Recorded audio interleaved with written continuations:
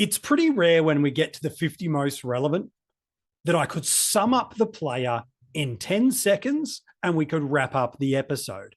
But as we look at number 22, Harley Reid, we could probably say that about him in my 50 most relevant and just say, pick him. But is there more that we need to understand and unpack? You know there is. He is who's up next in the 50 most relevant. Hey, it's MJ from the Coaches Panel. I hope you're well and trust you're enjoying this series of the 50 most relevant. Can you believe? Only 3 more weeks to go of these daily episodes before we are done with these player profiles and we head into a bunch of other additional pieces of content that you're going to get from us every single day this preseason. Joining me on this episode of the 50 Most Relevant, you've seen him a bunch of times and heard from him a bunch of times already. I'm sure you'll see and hear from him again before we get to the end of the 50. It's Jordox. And for those watching on YouTube, if you've ever wondered what football team he goes for, wonder no more. Repping, don't give it away for anybody that's not watching it, but you're repping your team's colours with pride, my friend. It's good to see you. And Harley Reid doesn't play for that team, but I'm pretty sure that team would definitely love to have him. Oh, absolutely they would. Yeah, thanks, MJ. Good to be on. Great to chat about a player like Harley Reid. You hear the phrase generational talent quite a lot these days. In fact, we've kind of had these guys rolling through every year. So it's a big generation, I suppose. But in saying that, all jokes aside, yeah, this guy's going to be something. And I can't wait to see him in round one. And on the team that I support, well, I feel like you kind of introduce me with that team every time I jump on. So yeah, we've kind of given that away a little bit, haven't we? It's no surprise. Yeah, that's right. No, not at all. All right, let's dive into some of his 2023 data.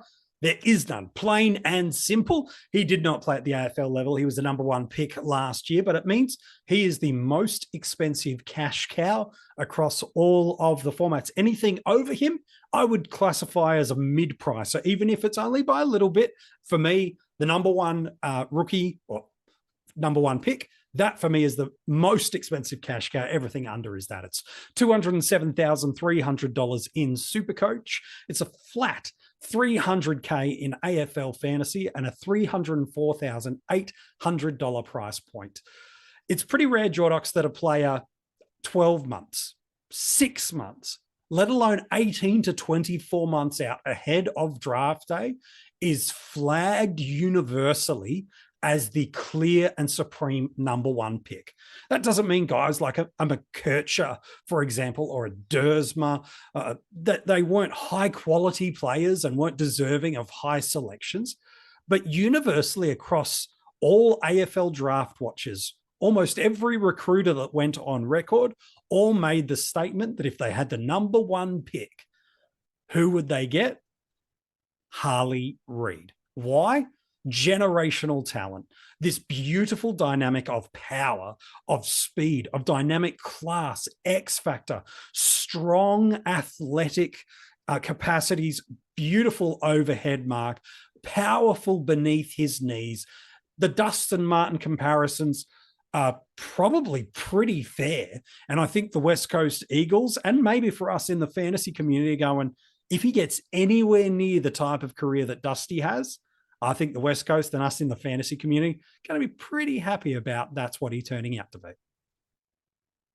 Absolutely, particularly in September for Tigers fans listening, we'll be very, very glad to hear that that happens for them.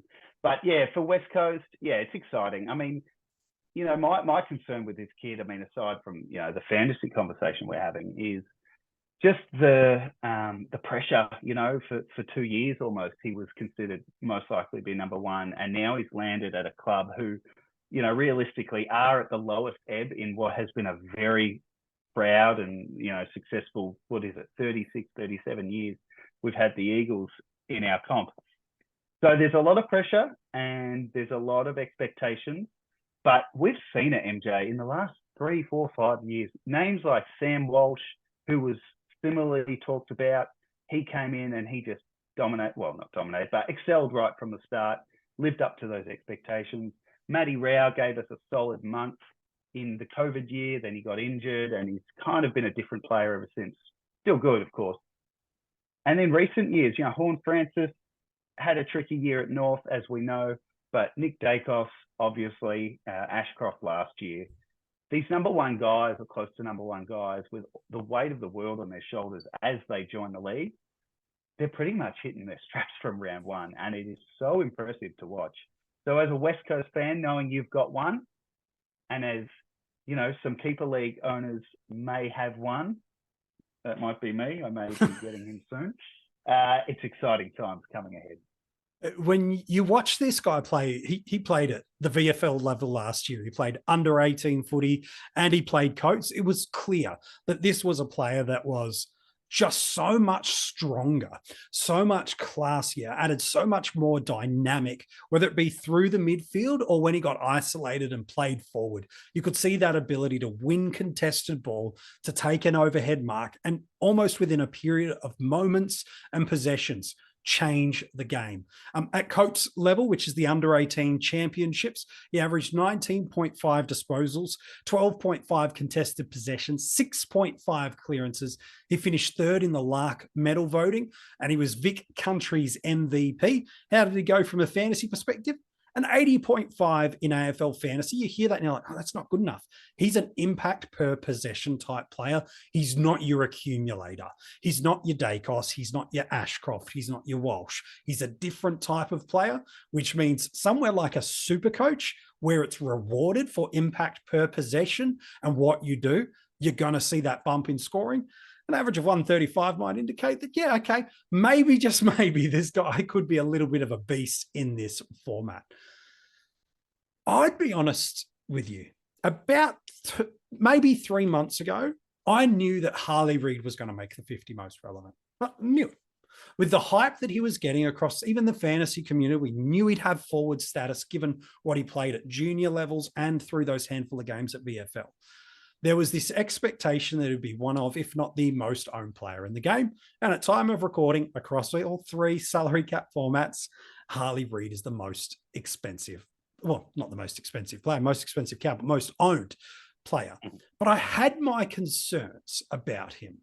And then a piece of information changed. I'll unpack my concern in a moment.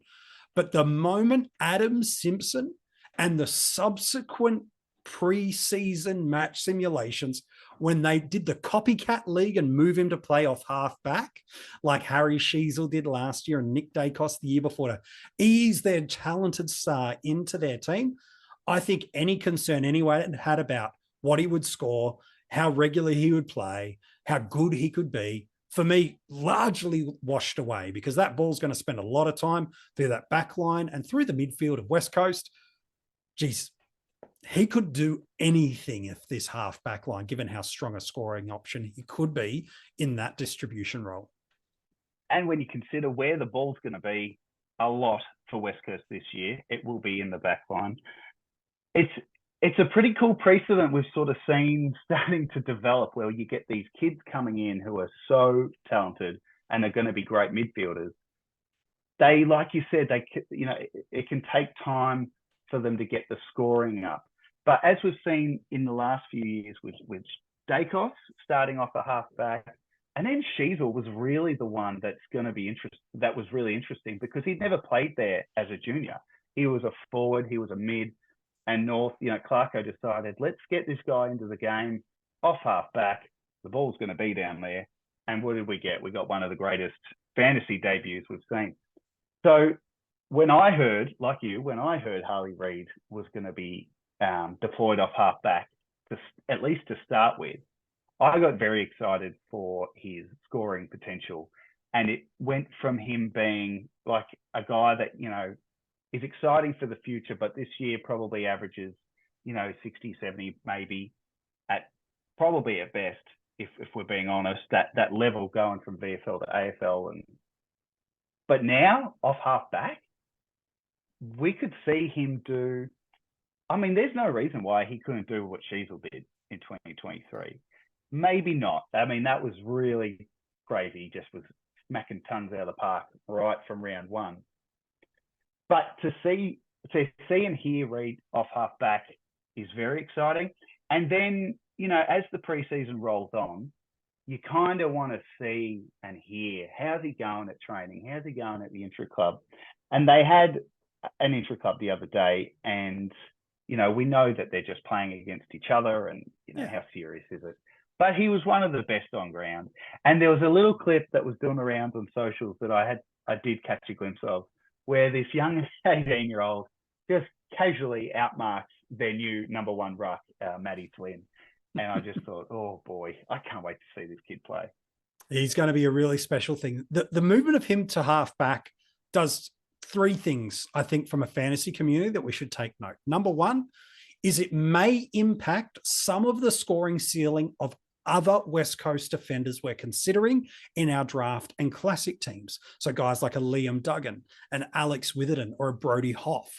If they're getting arguably the franchise player, and I would say that Harley Reid is already the best player at West Coast. And that's not throwing shade at the list whatsoever. Rather, it's just elevating who, in my eyes, is such a good footballer. So that's not a shade throw. That's a compliment to Harley Reid and what kind of footballer that he really is.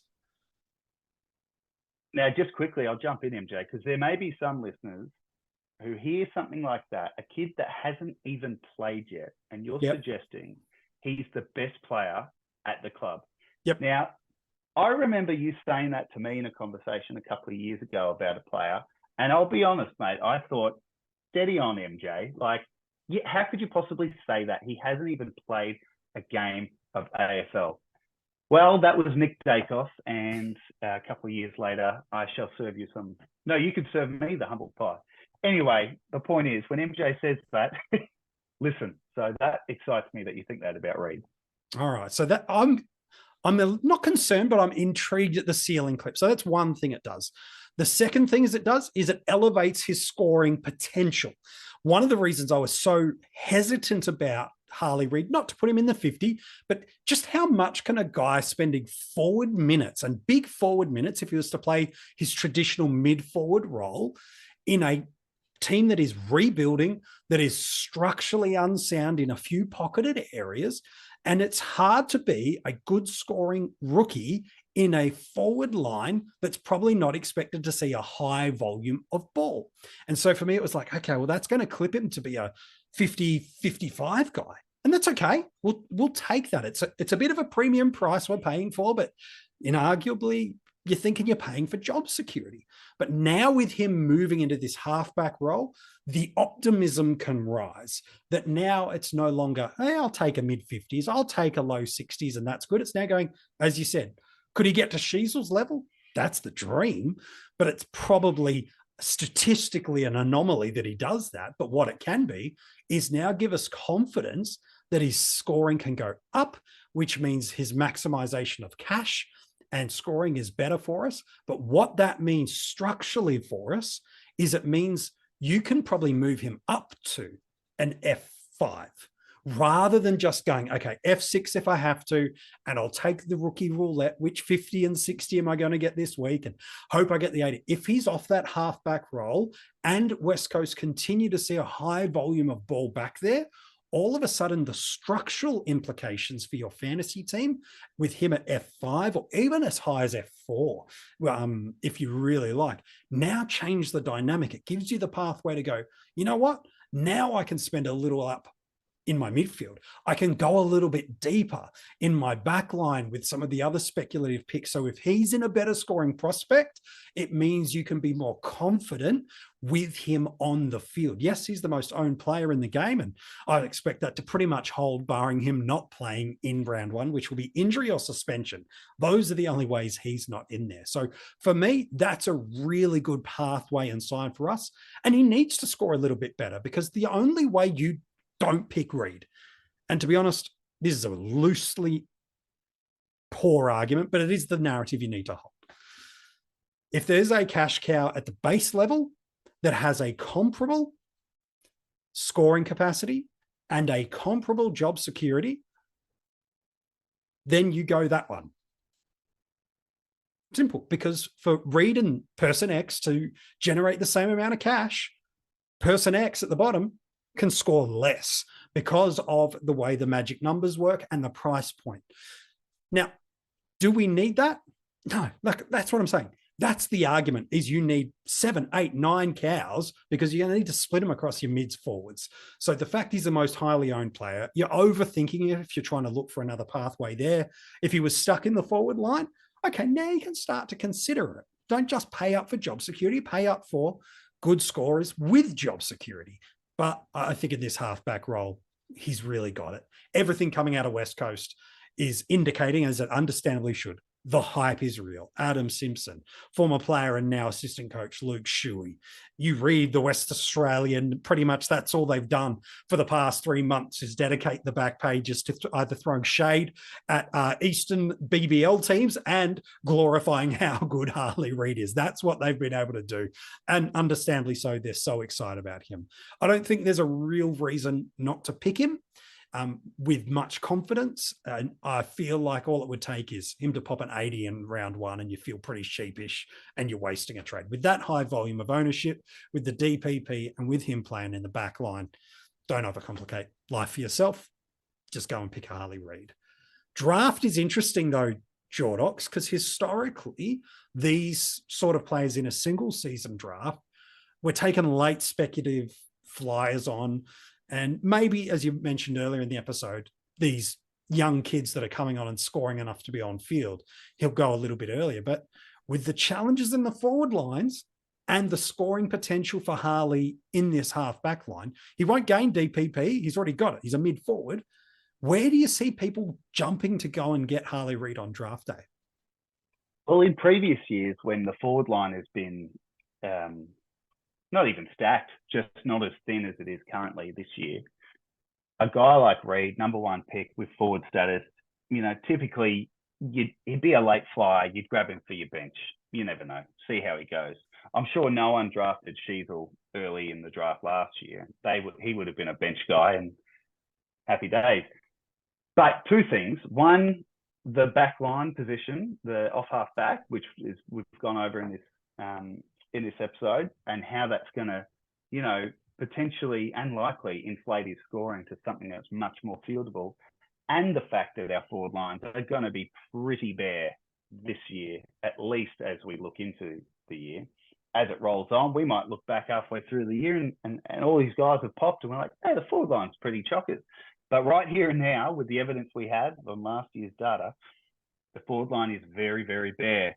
So based on that, not only is Reid an on-field forward, I wouldn't even be surprised to see him go at F3, F4.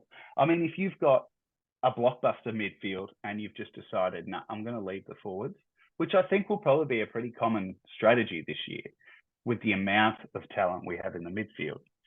So if you have a blockbuster midfield, a pretty decent backline, I don't see why you'd be too stressed having Harley Reid at F3, but maybe F4. But yeah, he's on the field. Yeah, I agree, man. I can see people reaching at F3 going, I'm just going to take it. I'm going to get it. I don't like this line. And putting him inside their ranks as a top 30 forward, that feels crazy when you think of it. But the narrative and the pathway is there, absolutely. I'd probably feel a bit more comfortable at an F4 spot as early as I'd like to get him. But all it takes is one bullish person in draft to not like the forwards, to like the narrative of how the scoring could come for Harley, and it doesn't matter. You'll miss them. So if you want him, it's got to be at an F3. Any higher than that is just bananas, and you're banking on way too much return that might not come his way. But absolutely, he's going to be a guy that you want very, very much so in single seasons. And I'll ask you quickly, keeper leagues. There's 3 guys that I reckon are in contention for people's top 3 picks. This is unplanned question. It's McKercher, it's Sanders, and it's Reid. They're probably the 3 that people are the most in a redraft, right? In an existing keeper. Correct. An existing keeper. They're heading to the draft pool. Obviously, we don't know what's in those pool. Is it McKercher 1, Reid 2? Is it McKercher 1, Reid 3? Is it Reid 1, Sanders 1? What's your initial gut take if you had pick one in a keeper league? You don't know all the nuances that sit through there because that's the challenges, so many variables. Who would you take first, McKercher, Reid, or Sanders in a brand new redraft? Great question, because I'm in that exact situation. in a keeper league myself. Let's work backwards. I'd have Sanders at 3, okay. and nothing against him, just the 2 above him. How do you split McKercher and Reid? Look, if this was before the Reid to the backline conversation, I'd say, you know what? Actually, it reminds me of Dacos or Horne-Francis that year. And the common sort of narrative around those two was Dacos will be much better immediately, fantasy. Horne-Francis will be a slow burn. I looked at Reid and McKercher in the same sort of vein. McKercher, he should hit the ground running. I'm sure someone will be talking about him at some point in the 50. And then Reid, like you said at the start, will be an impact, slow burn guy who maybe in 5 years will be the best player and a real fantasy primo.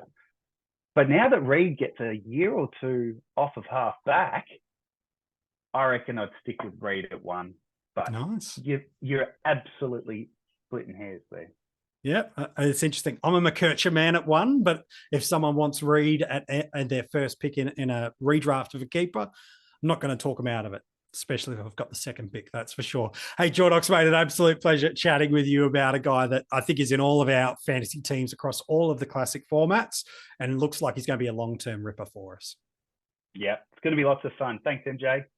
If you want to go and check out the article on Harley Reid or anyone else that we've covered so far in the 50 most relevant, or some of the other articles that have dropped this preseason, you can check it out at coachespanel.tv. There are daily podcasts dropping, and you can make sure, if you haven't already, subscribe wherever you get your podcast from. Leave a 5-star rating. And if you're on Apple Podcasts, take that extra 30 seconds to leave a encouraging and nice review.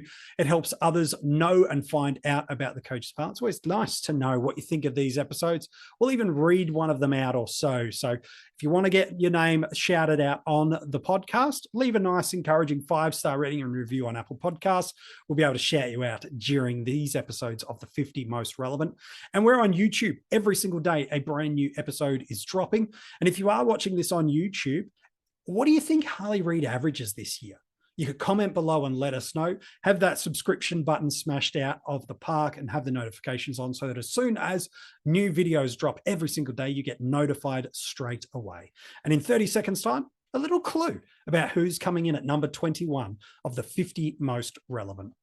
If you haven't joined our Patreon supporter group, you know what? You need to get involved. There is a bunch of great rewards that come in. Our breakout and premium tiers, they get a heap of content during the season, and they get these audio episodes of the 50 most relevant a day early. There's our rookie guide that comes out for all tiers of it.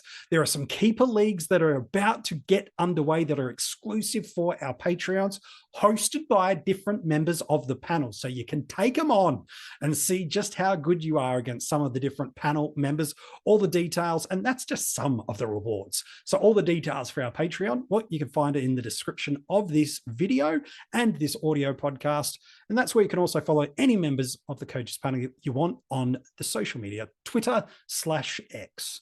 So who's next up in the 50 most relevant? You got your guessing handbook ready to go? For the past 8 seasons, he hasn't dropped an average under 100. Last year was a career high for him in one of these formats. He's always been known to have ceiling, but his frequency of ceiling went up a level. And yet there's still some concerns in the community that on his day, he'll dish you up a 50 and 60 and absolutely burn you. If you've played fantasy footy anywhere over these last 8 years and you've been any good at the game, you've owned this player at least once. And if you've had good seasons on more than one occasion, you've owned him for more than just one season. Who's this 8-year consecutive 100 player? And why is he inside the 20s of the 50 most relevant? We will unpack that tomorrow.